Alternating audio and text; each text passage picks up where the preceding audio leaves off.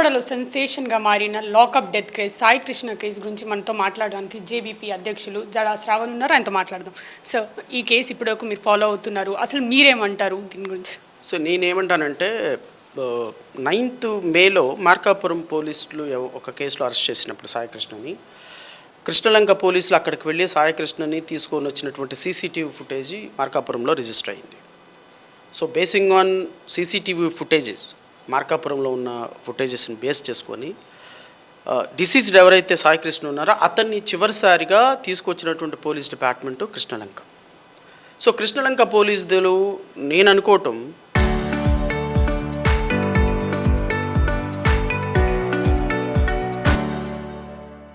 అతన్ని ఇంటరాగేట్ చేసే సమయంలో యాజ్ పర్ ది ఎలిగేషన్, ఎవరు మదర్ చేస్తున్న ఎలిగేషన్ ప్రకారం ప్రైమా ఫేసి చూసుకుంటే ఒక కొడుకు మరణం గురించి ఒక తల్లి అబద్ధాలు ఎప్పుడూ ఆడదు. This is a presumption. ఒక తల్లి ఈ రోజున నా కొడుకుని నా కళ్ళ ముందే ఆహాకారాలు వినిపిస్తున్నప్పుడు పెద్ద పెద్ద అరుపులతోటి కొడుతున్న సందర్భంలో నేను విన్నాను, నీ కొడుకుని ఇంకా మర్చిపో, ఇంకా వాడు ఇంటికి రాడు అని సిఐ చెప్పిన సందర్భం తన తల్లి స్పష్టంగా చెప్తుంది. సో కాబట్టి లాస్ట్ సీన్ థియరీలో మార్కాపురంలో తీసుకొచ్చినటువంటి పోలీసులు తల్లి చెప్పినటువంటి స్టేట్మెంటు, ఈరోజు హైకోర్టులో మాకు అతను సంబంధం లేదని చెప్పినటువంటి స్టేట్మెంట్లు మొత్తం కలిపితే సాయి కృష్ణని కొట్టి చంపేశారు అన్న అంశం చాలా స్పష్టంగా అర్థమవుతుంది. ఎక్కడ పెట్టారు, క్రిమేట్ చేశారా, ఎక్కడైనా దాచిపెట్టారా, సముద్రంలో పడేశారా, ఎక్కడ పడేశారా అనే విషయం ఖచ్చితంగా బయటకు రావాలి. బయటకు రావాలి అంటే ఈ కేసు సిబిఐ చేత విచారణ జరగాలి. ఎందుకు అంటే నాకున్న ప్రాథమికమైన సమాచారం ప్రకారం ఈ కేసు పూర్తిగా కమిషనర్ ఎవరైతే ఉన్నారో రాజశేఖర్ బాబు, ఈ ఇన్సిడెంట్ జరిగిన వెంటనే అతని దృష్టికి వెళ్ళిన మాట వాస్తవం. అతని దృష్టికి వెళ్ళిన తర్వాత అతను నేను మొత్తం చూసుకుంటాను, మీరేం అధైర్యపడొద్దు అని సిఐకి అష్యూరెన్స్ ఇచ్చిన మాట వాస్తవం. అట్ ది సేమ్ టైం ఈ విషయాన్ని హోమ్ మినిస్టర్ అనిత దృష్టికి తీసుకొచ్చిన మాట కూడా వాస్తవం. ఈ విషయము అటు తిరిగి పవన్ కళ్యాణ్ దగ్గరికి వెళ్ళిన మాట కూడా వాస్తవం. అయితే పవన్ కళ్యాణ్ దగ్గరికి వెళ్ళిన తర్వాతే ఇది మన కాపుకు సంబంధించినటువంటి అంశం బయటకు రాకూడదు కాబట్టి సెటిల్ చేసేయండి, దీన్ని ఆఫ్ ది రికార్డు వాళ్ళ తల్లిదండ్రులకు సెటిల్ చేసేయండి, బయటకు రానివ్వద్దు అని మీడియాని, పోలీసుల్ని, ప్రింట్ అండ్ ఎలక్ట్రానిక్ ప్రెస్ని మొత్తాన్ని కూడా మేనేజ్ చేసి లక్షల రూపాయలు మేనేజ్ చేసి ఈ రోజు వరకు బయటకు రాకుండా చేశారు. This is a fact. I'm very sorry, media కూడా దీంట్లో ఇన్వాల్వ్ అయ్యింది. Right now but we are giving the exclusive from RTV. అంటే మీరు యాక్చువల్గా జడ్జ్గా కూడా చేశారు సార్. ఇలాంటి కేసులు ఎప్పుడైనా మీరు చూసారా ఆంధ్రప్రదేశ్లో? లైక్ ఇప్పుడు వాళ్ళ మదర్ ఏమో సిఐ, సిపి వీళ్ళందరూ కలిసి నా బిడ్డను చంపేశారు, చెప్పినా మేము వెళ్ళి కంప్లైంట్ ఇచ్చినా తీసుకోవట్లేదు అంటున్నారు. మీరు ఇలాంటి కేసెస్ ఎప్పుడైనా చూసారా? అసలు వైసీపీ లైక్ అపోజిషన్ అయితే వీళ్ళ మీద ఆరోపిస్తుంది, పోలీసులందరికీ తెలిసి కూడా పేరెంట్స్కి అయితే న్యాయం చేయట్లేదు, కావాలని దాచిపెడుతున్నారు, ఒక సిఐని కాపాడడానికి చేస్తున్నారు ఇదంతా అన్నాడు. దీన్ని ఏమంటారు? సో నేను రమారమి ఒక 25 years లీగల్ ఫీల్డ్లో ఉన్నా. లాకప్ డెత్ కేసెస్లో నేను జడ్జిగా ఉన్నప్పుడు లాకప్ డెత్ కేసెస్లో పర్సనల్గా లాకప్ డెత్ కేసెస్ని పంచనామా చేశాం. లాకప్ డెత్ కేసెస్లో జడ్జి సమక్షంలోనే పోస్ట్మార్టం జరుగుతుంది. లాకప్ డెత్ కేసెస్లో ఎలా జరుగుతుంది, ఏ విధంగా ఉన్నాయి లాకప్ డెత్ కేసులు చాలా చూసాం, కానీ this is a rarest of the rarest case. So very very very brutal incident. సహజంగా ఒక సిఐ పోలీసులో కొట్టి స్టేషన్లో చంపేయడం సహజమైనటువంటి విషయం. అంటే even though if it is an abnormal, సమాజం చూసేటువంటి అంశం. ఎవరు చంపేశారు, పోలీసుల దెబ్బలకి చచ్చిపోయాడు. దాన్ని గాయబ్ చేయడానికి పోలీసులు ఇతను బయట చచ్చిపోయాడని, అతని ఆరోగ్యం బాగోక చచ్చిపోయాడని చెప్పడం నేను చూశాను. కానీ చనిపోయిన వ్యక్తి మాయం చేసేసి సేమ్ జై భీమ్ సినిమా టైపే. జై భీమ్ సినిమా ఎలా అయితే జరిగిందో తీసుకొని ఎక్కడో వేరే రాష్ట్రంలో పడేసి ఆ హెబియస్ కార్పస్ పిటిషన్లో జై భీమ్ సినిమాలో ఎలాగైతే జరిగిందో అలా ఆ సినిమాకి మించినటువంటి స్టోరీ ఇది. బాడీ ఉంది, ఆ రోజు దొరక్కపోతే ఎవరు ఏం చేయలేము. ఈ రోజు కూడా దొరకకపోతే ఏం చేయలేము. ఈవెన్ దొరకలేదు కాబట్టి ఈరోజు పోలీసుల యొక్క భయం, ధైర్యం లేదు, క్రిమేట్ చేసేసాం. సో క్రిమేట్ చేసినటువంటి కాల్ చేసినటువంటి ఎక్కడి నుంచి వస్తుంది? సీసీ ఫుటేజ్లు బయటకు రావాలి, పోలీసుల మీద సిబిఐ ఎంక్వైరీ జరగాలి.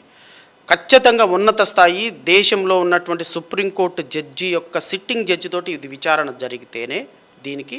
ఎందుకు అంటే దీని వెనక సిపి ఉన్నాడు, దీని వెనక ఒక హోమ్ మినిస్టర్ ఉంది, దీని వెనక ఒక డిప్యూటీ చీఫ్ మినిస్టర్ ఉన్నాడు, ఒక ప్రభుత్వమే పోలీసుల కాపలా కాస్తుంది.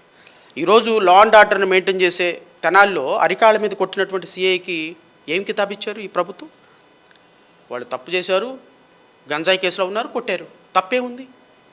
ఈవెన్ రైట్ నౌ అంటే టీబీడీపీ నాయకులు కొంతమంది ఆయన మీద చాలా కేసులు ఉన్నాయి ఆ అబ్బాయి మీద అంటున్నారు, అందుకే చంపారేమో అన్నట్టు చెప్తున్నారు. ఈజ్ ఇట్ వ్యాలిడ్ రీజన్ ఒకరిని చంపడానికి? మన ముఖ్యమంత్రి గారి మీద ఎన్ని కేసులు ఉన్నాయమ్మా? ఓ 30 ఉంటాయా? ఉప ముఖ్యమంత్రి గారి మీద ఎన్ని కేసులు ఉన్నాయి? ఓ 30 ఉంటాయా? హోమ్ మినిస్టర్ గారి మీద ఎన్ని కేసులు ఉన్నాయి? ఓ 10 ఉంటాయా? ఎక్కడికి పంపిద్దాం? వాళ్ళ ముగ్గురిని ఏ స్టేషన్కి పంపిద్దాం? క్రైమ్సే కదా అవి కూడా, కేసులే కదా, మరి ఏ స్టేషన్కి పంపిద్దాం చెప్పండి? ఒకళ్ళనేమో సత్యనారాయణపురం, ఇంకొకళ్ళనేమో 3 టౌను, ఇంకొకళ్ళనేమో పోలవరం పంపించేద్దామా? సీఎంని అను, ఉప ముఖ్యమంత్రిని, మంత్రిని, హోమ్ మినిస్టర్ని. కేసులుంటే కొట్టేస్తారా? కేసులుంటే కొట్టేస్తారా? కేసులుంటే రోడ్ల మీద నడిపిస్తారా? కేసులు పెండింగ్ ఉంటే అరికాళ్ళ కోటింగ్ కొడతారా? కేసులుంటే చిత్రీకరిస్తారా? తునిలో ఏం జరిగింది? చిత్తూరులో ఏం జరిగింది? ఆరోపణలు ఎదుర్కొంటున్న వ్యక్తి is it a valid reason? మీరు చెప్పండి. రాష్ట్రంలో ఇప్పటికీ ప్రతి ఒక్క ఎమ్మెల్యే మీద, ప్రతి ఒక్క మినిస్టర్ మీద, ఒక్కొక్కరి మీద 10 కేసులు యావరేజ్గా బుక్ అయ్యాను. నా మీద 5 కేసులు ఉన్నాయి. నన్ను కూడా తీసుకెళ్తారా? అంటే కేసు ఇలాంటివి చాలా ఉన్నాయి, తప్పేంటి అని సోషల్ మీడియాలో ప్రచారం చేస్తున్నారు. అదే పోక్సో కేసుల్లో ఈ రాష్ట్ర ప్రభుత్వం 48,000 పోక్సో కేసులు పెడితే, ఈ మహిళల మీద కేసులు పెడితే ఎప్పటికీ 587 కేసుల్లో మాత్రమే శిక్ష పడింది. మిగతా వాళ్ళందరూ 43,000 మంది వదిలేశారు వాళ్ళని. మరి వదిలేసిన వాళ్ళందరూ దోషులేగా? వాళ్ళందరినీ చంపేద్దామా? నిర్దోషులే కదా వదిలేసిన వాళ్ళందరూ. ఒక వ్యక్తి మీద ఒక కేసు రిజిస్టర్ అయితే, ఫర్ ఎగ్జాంపుల్ అది 2 సంవత్సరాలు జైలు శిక్ష వేసే కేసు అయితే దాంట్లో ఒక యావజ్జీవ కారాగార శిక్ష పెట్టండి, కఠినమైన శిక్షలు పెట్టండి, కఠినమైనటువంటి చట్టాలు తయారు చేయండి. అది పద్ధతి, క్రైమ్ రేట్ని తగ్గించే పద్ధతి. అది అంతేగాని పవన్ కళ్యాణ్ అన్నట్టు అరికాళ్ళ మీద కూర్చోబెట్టి మోహకాల చెప్పులు ఎరగదీస్తాను, అరచేతిలో గీతలు మార్చేస్తాను, ఎవడైనా సరే ఎక్కువ మాట్లాడితే వాడు తీసేస్తాను, ఎట్లాంటి వాళ్ళు మంత్రులు, ఉప ముఖ్యమంత్రులు అయితే, ఎట్లాంటి వాళ్ళు హోమ్ మినిస్టర్లు అయితే ఈ రాష్ట్రంలో లా అండ్ ఆర్డర్ ఎక్కడి నుంచి వస్తుంది? జనసేన అధ్యక్షులు మరియు ఒక సిఐ కలిసి బేరానికి దిగారు. ఒక 50 లక్షల వరకు మాకు ఇస్తాము, కేసు వదిలేయండి అని చెప్పారని అంటున్నారు. అంటే బాధ్యతలు మేనమామైనా వాళ్ళ మదర్ అయినా. దీని గురించి మీరు ఏమంటారు? ఏమంటాను, ఒక వాస్తవమే అది. సుగాలి ప్రీతి కేసు అమ్మేయలేదా మీరు? పవన్ కళ్యాణ్ సుగాలి ప్రీతి కేసు ఎంతకు అమ్మేశాడు పవన్ కళ్యాణ్? నిందితుల దగ్గర డబ్బులు తీసుకొని సుగాలి ప్రీతి కేసు ఎంతకు అమ్మేశాడు? ఒకప్పుడు సుగాలి ప్రీతి కేసుతోటి కదా నువ్వు ఉప ముఖ్యమంత్రి అయింది. ఈరోజు సుగాలి ప్రీతి కేసు పక్కన పడేసి కనీసం సిబిఐ ఎంక్వైరీ. ఈ రాష్ట్రంలో పరిపాలన ఉన్న పార్టీలు ఏమి? బీజేపీ అధికారంలో ఉంది కదా, బీజేపీయే కదా కేంద్ర ప్రభుత్వం అధికారంలో ఉంది. బీజేపీ పార్టీ కిందే కదా సిబిఐ పనిచేసేది, కేంద్ర ప్రభుత్వం నుంచే కదా. మరి ఈ రాష్ట్ర ప్రభుత్వం జీవో ఇచ్చి అన్నాళ్ళైంది, 2025లో జీవో ఇచ్చింది సిబిఐకి. ఈరోజు వరకు హ్యాండ్ ఓవర్ అయింది కేసు. పవన్ కళ్యాణ్ ఏం చేస్తున్నాడు? పవన్ కళ్యాణ్ ఎష్యూరెన్స్ ఇవ్వలేదా? పవన్ కళ్యాణ్తో కట్టమంచి రామలింగారెడ్డి నిందితులతో పవన్ కళ్యాణ్ కుమ్మక్కవ్వలేదా? మరి దాన్ని కుమ్మక్కయ్యని రాజకీయం మనమా? మొవల్ నగేష్ కేసు ఏమైందమ్మా శ్రీకాకుళంలో? పవన్ కళ్యాణ్ ఆ మొవల్ నగేష్ కేసులో ప్రధాన నిందితుడిని పవన్ కళ్యాణ్ పార్టీలో జాయిన్ చేసుకొని కోట్ల రూపాయల ఫండ్ తీసుకొని అతన్ని వదిలిపెట్టలేదా? అతనికి ఈరోజు పక్కన పడేయలేదా? ఈరోజు సాయికృష్ణ విషయంలో కూడా పవన్ కళ్యాణ్ పార్టీ ఇన్వాల్వ్మెంట్ లేదు అని ఎలా అనుకుంటారు? కాపుల్ని వాడుకొని, కాపుల ఓట్లతోటి గెలిచి, కాపు బిడ్డల్ని, దళిత బిడ్డల్ని, బహుజన బిడ్డల్ని కొట్టి చంపుతుంటే నిందితులతో కుమ్మక్కయ్యేటువంటి పార్టీ జనసేన పార్టీ. ఈరోజు లింగంనేనికి రాజ్యసభ ఇచ్చింది. ఎందుకు ఇచ్చింది? డబ్బు ఇస్తే ఏ పనైనా చేసేటువంటి ఒక దురదృష్టకరమైనటువంటి పొలిటీషియన్ ఈ రాష్ట్రంలో ఎవరు ఉన్నారంటే Pawan Kalyan. He will do anything for money. Money కోసం సినిమాలు చేస్తాడు, మనీ కోసం డ్యాన్స్ చేస్తాడు, మనీ కోసం పాటలు పాడతాడు, మనీ కోసం డైలాగులు చెబుతాడు, మనీ కోసం రాజకీయాలు చేస్తాడు, మనీ కోసం ఎలిగేషన్లు చేస్తాడు, మనీ కోసం ఆపేస్తాడు, మనీ కోసం అధికారం కోసం ఎవరినైనా ఏమైనా చేయగలిగిన సమర్థుడు ఘనాపాటి పవన్ కళ్యాణ్. అంటే లింగంనేని టాపిక్ తెచ్చారని అడుగుతున్నాను. అంటే లింగంనేనికి అసలు మెంబర్షిప్ కూడా లేదు జనసేనలో. అలాంటి మెంబర్కి రాజ్యసభ సీట్ ఇచ్చారని వైసీపీ వాళ్ళు ఆరోపిస్తున్నారు. దీన్ని ఏమంటారు? వాళ్ళు ఆరోపించేది ఏందమ్మా? అది వాస్తవం కదా అంటున్నా నేను. మీరు చెప్పండి. ఆయన ఆరోపించడం, జగన్మోహన్ రెడ్డి ఆరోపించడం, శ్రవణ్ కుమార్ ఆరోపించడం, లింగంనేనికి జనసేన సభ్యత్వం ఉందా?